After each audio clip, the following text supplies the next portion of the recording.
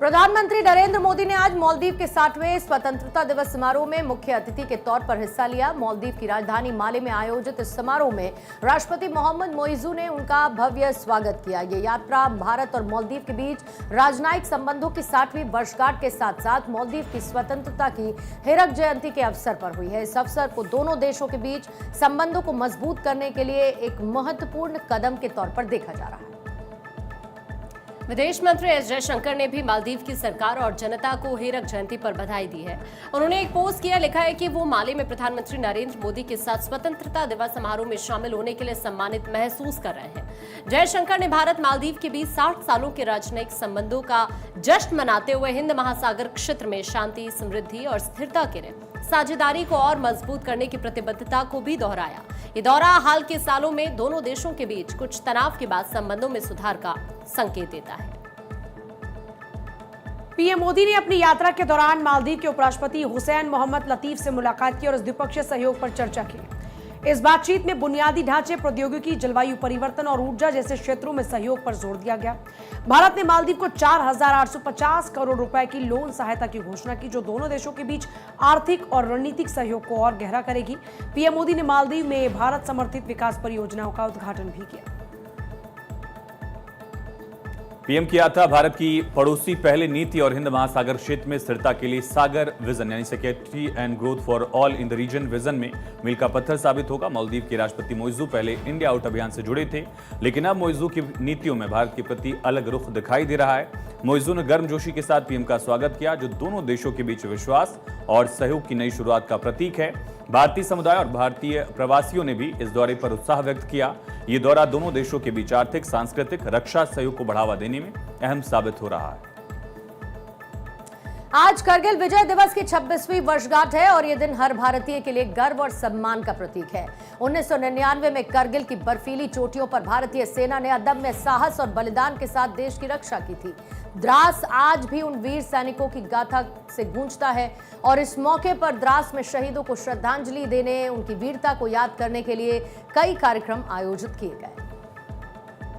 द्रास के युद्ध स्मारक पर आज सुबह एक विशेष समारोह भी हुआ। सैनिकों, अधिकारियों और स्थानीय लोगों ने शहीदों को पुष्पांजलि अर्पित की। तिरंगे को सलामी यहां पर दी गई और 2 मिनट का मौन भी रखा गया। स्मारक की दीवारों पर उन शहीदों के नाम लिखे हैं जिन्होंने देश के लिए अपनी जान दी। इस मौके पर सेना के वरिष्ठ अधिकारी और शहीदों के परिवार भी मौजूद थे।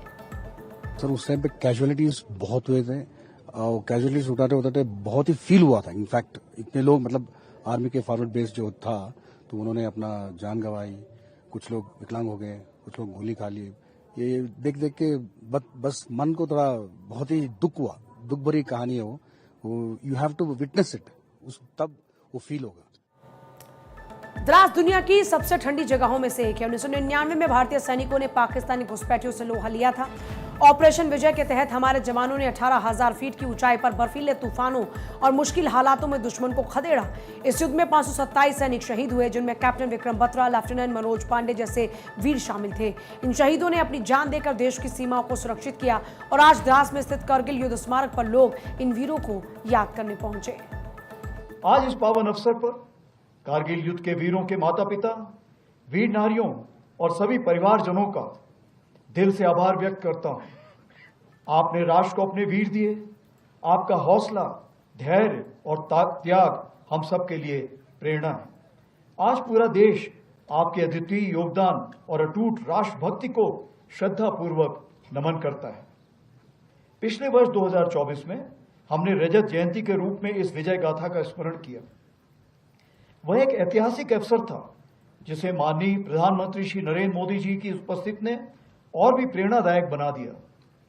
उस दिन शिंकुल्ला टनल के निर्माण कार्य का भी शुभारंभ हुआ। इस वर्ष भी हमारे माननीय केंद्रीय मंत्रीगण, लेफ्टिनेंट गवर्नर साहब और हमारे सीओ साहब यहां पर उपस्थित होकर हमारे शहीदों को नमन करने आए। यह दर्शाता है कि कारगिल विजय दिवस केवल एक सैन्य आयोजन नहीं, बल्कि पूरे राष्ट्र का उत्सव है। करगिल युद्ध की कहानी सिर्फ जंग की नहीं, बल्कि हौसले और एकता की भी गाथा है। दोस्तों में भारतीय सेना को न सिर्फ दुश्मन से, बल्कि कठिन मौसम और ऊंची चोटियों से भी जूझना पड़ा। टाइगर हिल, तोलोलिंग और बटालिक जैसी जगहों पर सैनिकों ने असंभव को भी संभव कर दिखाया। कैप्टन विक्रम बत्रा का नारा ये दिल मांगे मोर आज भी युवाओं को प्रेरित करता है। लेफ्टिनेंट मनोज पांडे को मरणोपरांत परमवीर चक्र मिला, जो उनके साहस का प्रतीक है। विश्व कारगिल विजय दिन के उपलक्ष्य में माय भारत के 3000 से अधिक वॉलंटियर ने पदयात्रा के द्वारा देश के लिए, मातृभूमि के लिए अपना सर्वोच्च बलिदान देने वाले हमारे देश के वीर जवान को श्रद्धांजलि अर्पित करी है। मुझे खुशी है कि देश के युवा विकसित भारत बनाने के लिए, अपना दायित्व अदा करने के लिए और शहीदों के प्रति अपना समर्पण भाव व्यक्त करने के लिए ऐसी पदयात्राओं के द्वारा अपना कर्तव्य का निर्वहन कर रहे हैं। प्रधानमंत्री नरेंद्र मोदी ने एक बार फिर से विश्व के सबसे लोकप्रिय नेता के रूप में अपनी स्थिति को मजबूत किया। अमेरिकी business intelligence company morning consult के जुलाई 2025 के सर्वे में उन्हें 75% अप्रूवल रेटिंग मिली, जो कि उन्हें वैश्विक नेताओं की सूची में शीर्ष पर रखती है। ये सर्वे 4 से 10 जुलाई के बीच 20 देशों के नेताओं पर आधारित था। प्रधानमंत्री मोदी की लोकप्रियता वैश्विक मंच पर भी बढ़ी, जो कि उनकी नीतियों और नेतृत्व की स्वीकार्यता को एक बार फिर से साबित करती है। सर्वे में दक्षिण कोरिया के राष्ट्रपति ली जे म्यूंग 59% अप्रूवल रेटिंग के साथ दूसरे स्थान पर रहे। ये उनके लिए बड़ी उपलब्धि है, क्योंकि उन्होंने हाल ही में दक्षिण कोरिया के सर्वोच्च पद को संभाला है। तीसरे स्थान पर अर्जेंटीना के राष्ट्रपति जेवियर माइली रहे, जिन्हें 57% लोगों का समर्थन प्राप्त हुआ। दूसरी तरफ अमेरिकी राष्ट्रपति डोनाल्ड ट्रंप 44% अप्रूवल रेटिंग के साथ 8वें नंबर पर रहे, जो उनकी घरेलू और वैश्विक नीतियों को लेकर मिश्रित राय को दर्शाता है। सर्वे में सबसे कम लोकप्रिय नेताओं में फ्रांस के राष्ट्रपति इमैनुअल मैक्रो और चेक रिपब्लिक के प्रधानमंत्री पेट्र फियाला शामिल हैं, जिन्हें 18% लोगों का समर्थन मिला, जबकि 74% ने असंतोष व्यक्त किया।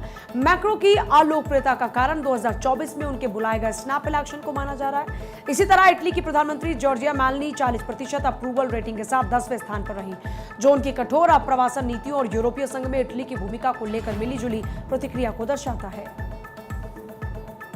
ये सर्वे वैश्विक नेतृत्व, सार्वजनिक धारणा के बदलते परिदृश्य को उजागर करता है। पीएम मोदी की लगातार उच्च रेटिंग, उनकी आर्थिक नीतियां, विदेश नीति और भारत को वैश्विक मंच पर मजबूत करने की रणनीति की सफलता को दर्शाती है।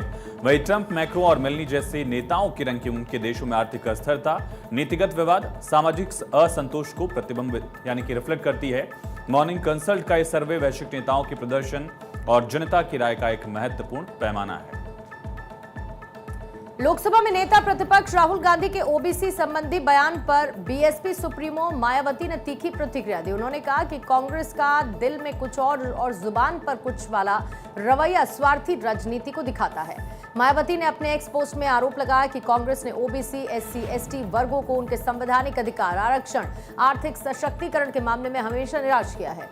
उन्होंने दावा किया कि इन वर्गों को आत्मसम्मान और स्वाभिमान के लिए बीएसपी जैसी अलग पार्टी बनानी पड़ी। मायावती ने केंद्र की एनडीए सरकार पर भी निशाना साधा। इसे ओबीसी और अन्य वंचित वर्गों के प्रति दोहरे चरित्र वाली नीति अपनाने का आरोप लगाया। उन्होंने ये भी कहा कि कांग्रेस और बीजेपी दोनों ने इन वर्गों के प्रति जातिवादी रवैया अपनाया है, जिसके चलते आरक्षण का लाभ प्रभावी ढंग से नहीं मिला। मायावती ने कांग्रेस पर बाबा साहेब अंबेडकर को भारत रत्न न देने और ओबीसी को 4 दशकों तक आरक्षण से वंचित रखने जैसे मुद्दों को उठाया। इसे इन पार्टियों की जातिवादी मानसिकता का प्रमाण भी बताया। उन्होंने आगे कहा, कांग्रेस, बीजेपी और अन्य जातिवादी पार्टियां मिलकर एससी, एसटी और ओबीसी के आरक्षण को निष्प्रभावी बनाने में लगी हैं, जिससे बीएसपी बहुजन समाज सामाजिक, आर्थिक और राजनीतिक रूप से गुलाम बना हुआ है। मायावती ने अपने बयान में बीएसपी को वंचित वर्गों का सच्चा हितैषी बताया। कहा उनकी पार्टी ने यूपी में 4 बार सत्ता में रहते हुए सर्व समाज, विशेषकर बहुजनों के हित की रक्षा की। उन्होंने दलित, आदिवासी, ओबीसी समुदायों से अपील की कि वो कांग्रेस, सपा जैसी पार्टियों की बहकावे में न आए, क्योंकि इनका इतिहास वंचित वर्गों के साथ चलकर रहा। मायावती ने बीएसपी को बहुजनों के लिए आयरन गारंटी बताते हुए उनकी सुरक्षा, सम्मान और कल्याण की प्रतिबद्धता दोहराई है। सुप्रीम कोर्ट ने कोचिंग सेंटर्स की मनमानी पर अंकुश लगाने के लिए एक महत्वपूर्ण फैसला सुनाया, जिसमें सभी राज्यों को 2 महीने के भीतर कोचिंग सेंटर्स के लिए सख्त नियम लागू करने का निर्देश दिया गया। इन नियमों में अनिवार्य रजिस्ट्रेशन, छात्रों की सुरक्षा, आग और भवन सुरक्षा मानकों का पालन और शिकायत निवारण तंत्र की स्थापना शामिल है। कोर्ट ने केंद्र सरकार को 3 महीने में अनुपालन हलफनामा दाखिल करने का आदेश दिया। यह फैसला विशाखापत्तनम में एक 17 साल के नीट अभ्यर्थी की संदिग्ध मौत के मामले की सुनवाई के दौरान आया, जिसकी जांच अब सीबीआई को सौंपी गई है। सुप्रीम कोर्ट ने कोचिंग सेंटर्स में छात्रों के मानसिक स्वास्थ्य पर विशेष जोर देते हुए 15 बिंदुओं वाली व्यापक गाइडलाइन भी जारी की है। सभी शैक्षणिक संस्थानों विशेषकर कोचिंग सेंटर्स को एक समान मानसिक स्वास्थ्य नीति लागू करने के निर्देश दिए हैं। 100 या उससे ज्यादा छात्र वाले संस्थानों को सर्टिफाइड काउंसलर, साइकोलॉजिस्ट और साथ ही सोशल वर्कर नियुक्त करने यहां पर जरूरी होंगे, जबकि छोटे संस्थानों को बाहरी मेंटल हेल्थ विशेषज्ञों के साथ रेफरल सिस्टम स्थापित यहां पर करना होगा। कोचिंग सेंटर्स को शैक्षणिक प्रदर्शन के आधार पर बैच अलग करने, सार्वजनिक शर्मिंदगी और अनुचित दबाव डालने से बचने की भी सलाह दी गई है। कोर्ट ने शैक्षणिक संस्थान में रैगिंग, उत्पीड़न और भेदभाव की शिकायतों के लिए मजबूत गोपनीय तंत्र स्थापित करने का आदेश दिया। शिकायतकर्ताओं या फिर विसल ब्लोअर के खिलाफ प्रतिशोध पर जीरो टॉलरेंस पॉलिसी अपनाने और तत्काल मानसिक स्वास्थ्य विशेषज्ञों को रेफर करने का निर्देश दिया गया। अगर ऐसी शिकायतों पर समय पर कार्रवाई नहीं हुई तो ये छात्र की आत्महत्या या फिर किसी नुकसान का कारण बनी तो संस्थान को इसके लिए जिम्मेदार ठहराया जाएगा। कोटा, जयपुर, दिल्ली, मुंबई जैसे कोचिंग हब में मानसिक स्वास्थ्य सुरक्षा और रोकथाम उपायों को और सख्त करने का आदेश दिया गया। वहीं लोकसभा में केंद्रीय शिक्षा राज्य मंत्री सुकांतु मजूमदार के साझा किए गए आंकड़े के मुताबिक 2022 में भारत में कुल आत्महत्या मामलों में छात्रों की आत्महत्या का हिस्सा 7.6% था। सुप्रीम कोर्ट ने इस आत्महत्या महामारी को व्यवस्था की विफलता करार दिया। कहा, मौजूदा विधायी और नियामक खालीपन को भरने के लिए दिशा निर्देश तब तक लागू रहेंगे जब तक उचित कानून या नियम लागू नहीं हो जाते। केंद्र सरकार को 90 दिनों में अनुपालन की प्रगति, राज्यों के साथ निगरानी तंत्र पर रिपोर्ट दाखिल करने का निर्देश है और मामले की अब अगली सुनवाई 27 अक्टूबर को इसी साल होगी। उत्तर प्रदेश के बलरामपुर में अवैध धर्मांतरण रैकेट का सरगना जलालुद्दीन उर्फ छांगुर बाबा और उसके परिजनों के खिलाफ प्रशासन की सख्त कार्रवाई जारी है। जिला प्रशासन ने छांगुर के भतीजे सबरोज के रहरा माफी गांव गौडास बुजुर्ग क्षेत्र में स्थित घर पर बुलडोजर चलाकर अवैध निर्माण को ध्वस्त कर दिया। प्रशासन ने यह भी बताया कि ये जो घर है वो गांव की जमीन पर अवैध तरीके से बनाया गया था। सबरोज को उत्तर प्रदेश एटीएस ने 19 जुलाई को गिरफ्तार किया था। फिर उसे 3 नोटिस जारी किए गए, जिसका जवाब न देने पर यह कार्रवाई बुलडोजर कार्रवाई की गई है। भारी पुलिस बल और साथ ही सीओ की निगरानी में यह कार्रवाई पूरी की गई। छांगुर बाबा के खिलाफ जांच में नए और गंभीर खुलासे भी हुए। यूपी एटीएस की जांच से यह पता चला है कि छांगुर का नेटवर्क अवैध धर्मांतरण तक सीमित नहीं था, बल्कि वो राष्ट्र विरोधी गतिविधियों में भी शामिल था। उसने दुबई, सऊदी अरब और तुर्की जैसे देशों में संपर्क स्थापित किए थे और संदिग्ध और प्रतिबंधित संगठनों से उसके संबंध होने की भी आशंका है। जांच में पाया गया है कि छांगुर ने 100 करोड़ रुपए से ज्यादा की विदेशी फंडिंग भी उससे मिली है, जिसका उपयोग उसने अपने नेटवर्क को देश भर में फैलाने और साथ ही संपत्तियां खरीदने में भी किया। छांगुर बाबा का गिरोह विशेष रूप से हिंदू और सिख युवतियों को प्रलोभन, ब्लैकमेल और धमकियों के जरिए धर्मांतरण के लिए निशाना बनाया करता था। पीड़िताओं ने लखनऊ में प्रेस कॉन्फ्रेंस में दुष्कर्म, धार्मिक नाम परिवर्तन और हत्या की कोशिश जैसे गंभीर आरोप लगाए। एटीएस ने छांगुर, उसकी सहयोगी नीतू उर्फ नसरीन और अन्य सहयोगियों को गिरफ्तार किया है, जिसमें उसका बेटा महबूब और नवीन रोहरा भी शामिल है। जांच में सामने आया कि छांगुर का नेटवर्क भारत नेपाल सीमा के जिलों में सक्रिय था और मिशनरी संगठनों को फंडिंग प्रदान करता था। का आदेश तहसीलदार कोर्ट से पारित हुआ था, उसी आदेश का अनुपालन कराते हुए सरकारी भूमि को अवैध कब्जे से मुक्त कराया। देखिए, विभिन्न फैक्ट्स पर इन्वेस्टिगेशन चल रहा है, जांच चल रही है, तो जैसे ही कोई और अपडेट होगा फिर मैं आप लोगों को बताऊंगा। प्रशासनिक कार्रवाई और मुख्यमंत्री योगी आदित्यनाथ के सख्त रुख ने पीड़ितों को हौसला बढ़ाया, जिससे छांगुर के काले कारनामे, उसके सहयोगियों के नाम उजागर हो रहे हैं। बलरामपुर में उसकी 12 करोड़ की आलिशान कोठी जो सरकारी जमीन पर बनी थी, उसे पहले ही ध्वस्त किया गया। प्रवर्तन निदेशालय ने मनी लॉन्ड्रिंग के तहत जांच भी शुरू की।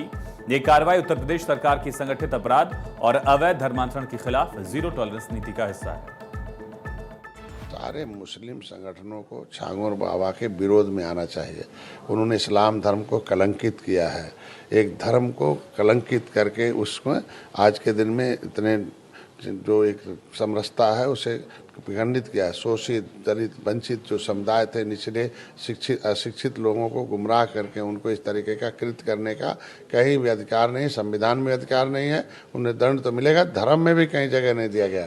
तो हम तो चाहेंगे जितने भी इस्लाम धर्म के लोग अनुयायी हैं, संगठन है, उनके खिलाफ आएँ, उसे फांसी की सजा दिलाने के लिए मांग करें, आएँ और एक एकता कायम करके दिखाएँ। और जितने भी लोग एक नज़ीर हो, हम तो सरकार में एक नज़ीर पेश हो कि दूसरा कोई छांगुर बाबा न पैदा हो। थाईलैंड और कंबोडिया के बीच सीमा विवाद की वजह से तनाव के चलते भारतीय दूतावास ने अपने नागरिकों के लिए एक ट्रैवल एडवाइजरी जारी की है। बैंकॉक स्थित भारतीय दूतावास ने शुक्रवार को एक सोशल मीडिया पोस्ट के माध्यम से भारतीय यात्रियों को अलर्ट रहने, थाईलैंड के 7 प्रांत जहां पर उबोन, रथचाथानी, सूरिन, सीसाकेट, बुरीराम और साथ ही चंथाबुरी और त्रात की यात्रा से बचने की सलाह दी। दूतावास ने टैट जैसे आधिकारिक स्रोतों से ताज़ा अपडेट लेने पर जोर दिया है। ये सलाह गुरुवार यानी 24 जुलाई से शुरू हुए सैन्य संघर्ष के बाद आई, जिसमें दोनों देशों के बीच भारी हथियारों का इस्तेमाल और कम से कम 33 लोगों की मौत की खबर है, जिसमें 20 थाई और 13 कंबोडियाई शामिल हैं। ये संघर्ष थाईलैंड कंबोडिया सीमा पर स्थित तामुएन थोम मंदिर जैसे विवादित क्षेत्रों के आसपास भड़का, जो ऐतिहासिक और सांस्कृतिक रूप से दोनों देशों के लिए जरूरी है। दोनों देश एक दूसरे पर पहले गोलीबारी शुरू करने का आरोप लगा रहे हैं। थाईलैंड ने कंबोडिया पर रूसी निर्मित माइंस बिछाने का आरोप लगाया, जबकि कंबोडिया ने इसे खारिज करते हुए इसे पुराने युद्ध के अवशेष भी बताया। इस हिंसा के कारण दोनों देशों में हजारों लोग विस्थापित हुए हैं, जिसमें थाईलैंड में 1,38,000 और कंबोडिया में 35,000 से ज्यादा लोग शामिल हैं। संयुक्त राष्ट्र सुरक्षा परिषद ने इस मुद्दे पर आपातकालीन बैठक भी बुलाई है और दोनों देशों से शांति और कूटनीतिक समाधान की अपील भी की गई है। भारतीय दूतावास ने कंबोडिया में भी भारतीय नागरिकों के लिए एक समान सलाह जारी की है, जिसमें सीमा क्षेत्रों की यात्रा से बचने और आपात स्थिति में फ्नोम पेन स्थित भारतीय दूतावास से संपर्क करने को भी कहा है। थाईलैंड में भारतीय पर्यटकों की संख्या को देखते हुए ये सलाह महत्वपूर्ण है। 2024 में लगभग 21 लाख भारतीय पर्यटकों ने थाईलैंड का दौरा किया, जो कुल पर्यटकों का 6% है। भारत के 15 से ज्यादा शहरों से थाईलैंड के लिए साप्ताहिक 400 से ज्यादा उड़ानें संचालित होती हैं। थाईलैंड में भारतीय मूल के 4 से 5 लाख लोग रहते हैं।